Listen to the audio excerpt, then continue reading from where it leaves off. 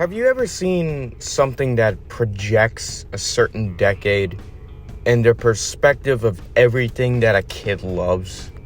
Well, that's what we're going to be talking about today, which brings me to the 1990s. 90s were a pretty big highlight, especially for video games, for grunge music, and for cartoon shows. And we're talking about a cartoon show that came out mid-1990s that just seemingly captivated everything great about the 90s into one shebang. I am, of course, talking about... There's a new breed in the neighborhood. Some say they're just no good.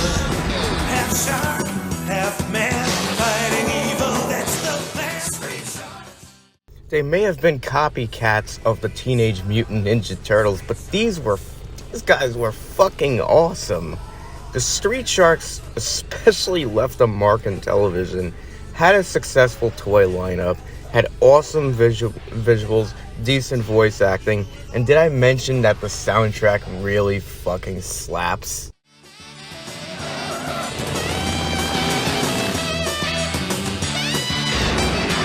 Street sharks. Street sharks. Street sharks. Street sharks. They fight, they stand for everything right. Street sharks. This was everything a boy growing up in the 90s would go for. Big buff, half shark, half man mutants that ride motorcycles, shoot through steel, and swim under the asphalt, and defeat bad guys on a daily basis. Fucking brilliant. Towards the end of the show, sad as it was, as we only got about 40 episodes out of 3 seasons, we got a crossover between the Street Sharks and Extreme Dinosaurs, which was a kickstart to show Extreme Dinosaurs introducing the Dino Avengers, which also did really well in popularity and had a successful toy lineup. A great selling point with this cartoon that helped it with ratings, a new program every summer on the Discovery Channel began airing around this time, a little something that we now call Shark Week. Production of the Street Sharks began at Dick Productions in 1994 and ended in 1997 on ABC Family. Let's talk a little bit about the plot. Nothing too compelling that requires an in-depth analysis. Get it? In-depth. Comedy. It stars 4 brothers of a successful scientist named Bolton. The 4 brothers are taken by the most 90s evil-looking villain on the planet Earth, Dr. Paradigm.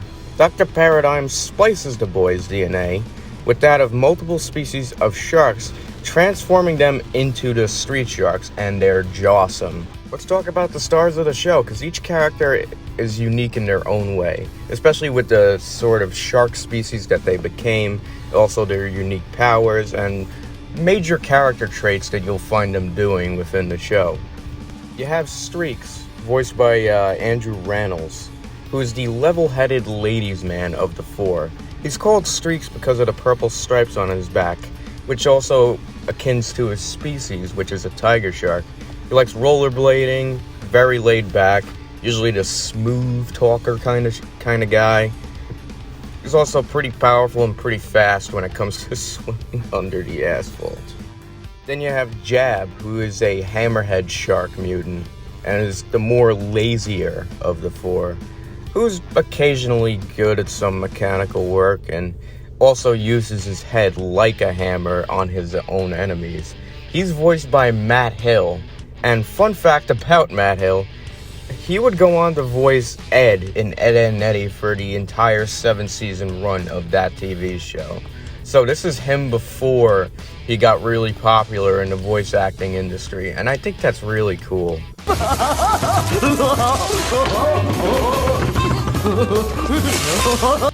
Then you have Big Slamoo, a large and extremely muscular whale shark who performs a special move called a seismic slam.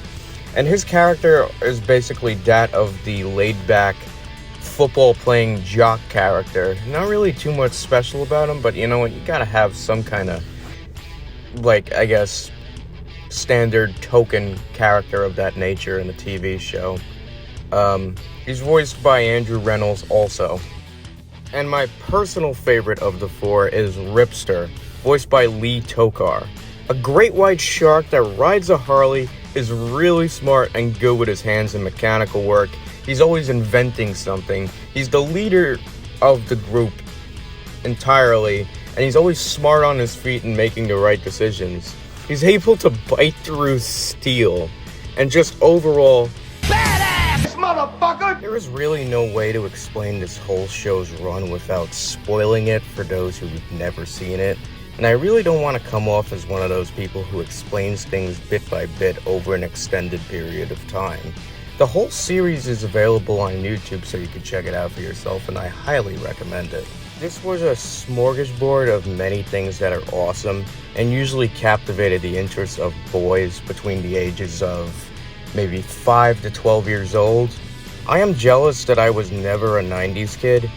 I grew up in the beginning of the 2000s, but even I have nostalgia about some great cartoons that came out within the 2000s, but it doesn't compare to peak 90s content.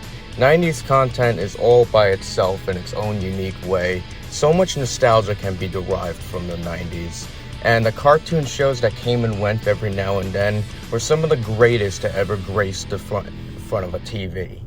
And Street Sharks is definitely one of them.